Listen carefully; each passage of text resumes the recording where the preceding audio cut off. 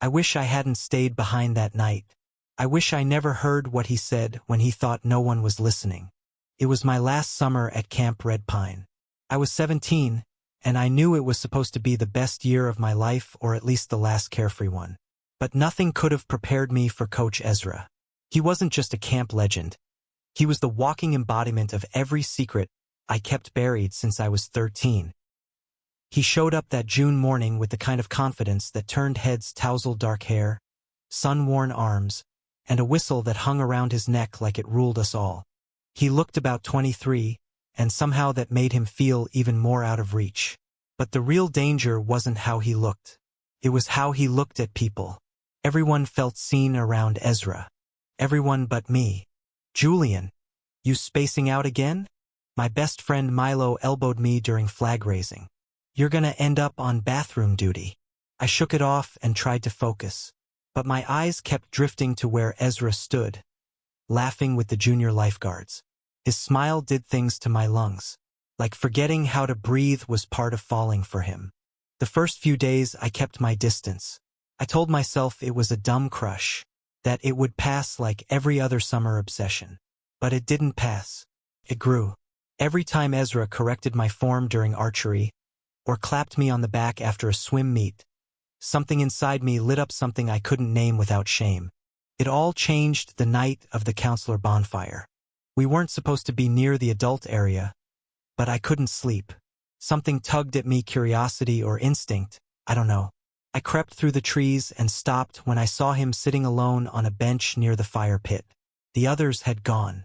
He was drinking from a can of soda, staring into the flames like they had answers. And then he spoke. To no one. Or maybe to the fire. "I think I'm in love with a camper," he whispered. I didn't breathe. He laughed bitterly. "Stupid. He doesn't even know I exist. He's just a kid." My heart slammed against my ribs. "Julian," he said. "My name." I backed away so fast I tripped over a root. Didn't stop running till I reached my cabin. I lay awake all night, the whisper of my name echoing louder than any thunder. The next morning, Ezra didn't look at me once. During lunch, he passed our table without a nod. At the lake, he praised every other swimmer except me.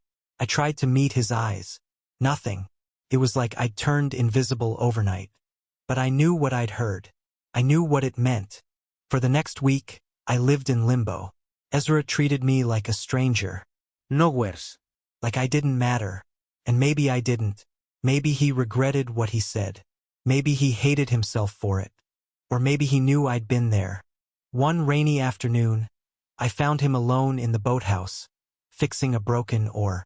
I should have turned back, but something pulled me in. "You don't have to ignore me," I said, voice shaking. He looked up, startled. "Julian, I didn't see you." "Yeah, you haven't, not for days." He wiped his hands on a towel. "I'm busy. Camp stuff." "I heard you," I said. Silence swallowed us. "By the fire," I continued. "That night." He closed his eyes. "Shit. You said my name." He nodded slowly. "I wasn't supposed to. I thought I was alone." I stepped closer. "Why did you say it?" "Because I'm an idiot," he said with a humorless laugh. "Because I forgot how to lock my heart when I met you." "You think I'm just a kid," I whispered. "You're 17. 17's not a child." He looked at me, then really looked. The storm in his eyes was heartbreak, fear, and something softer. Something I'd only seen once, when he was helping a homesick camper tie their shoe. "I can't," he said. "It's not right. I'm staff." "You're leaving in 2 weeks," I said. "And then I'm just me." He didn't answer, but he didn't walk away either. The rest of camp passed like a dream I didn't want to wake from. We didn't talk about that night again, but something shifted. Ezra started to look at me again in the quiet moments, when no one was watching. I caught him watching me dry my hair after swim. Caught him smiling when I nailed my archery shot. Sometimes he'd walk by and let our fingers brush. Not enough for others to notice, just enough for me to feel it. The night before the campers left, there was one last bonfire. We sat around in a circle, passing marshmallows and memories. When it was my turn, I stood and looked across the flames right at Ezra. This summer, I said, I learned that sometimes the people you look up to are looking right back at you, and that's enough to change your whole world. I sat down. He didn't move, but I saw the way his hand gripped the edge of his bench, like he wanted to reach across the fire and touch mine. After lights out, I snuck to the lake.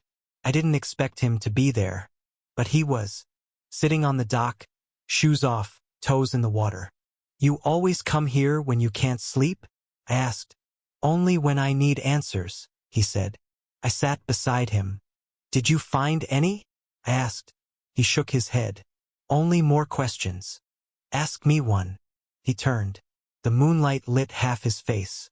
Do you think this could be something real? I nodded. I think it already is. He leaned in, slowly, like every second was a chance for me to pull away. I didn't. Our kiss was quiet and warm and trembling with all the things we hadn't said. It didn't feel wrong. Felt like a beginning. In the morning, I left with the buses. He stayed on the dock. But a week later, a letter arrived. In his handwriting.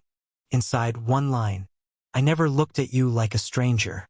I looked at you like a secret I didn't know how to keep. I smiled. And maybe, just maybe, I'd found the one person who saw me exactly as I was. Thank you for listening. Don't forget to like and subscribe to stay updated with the latest videos.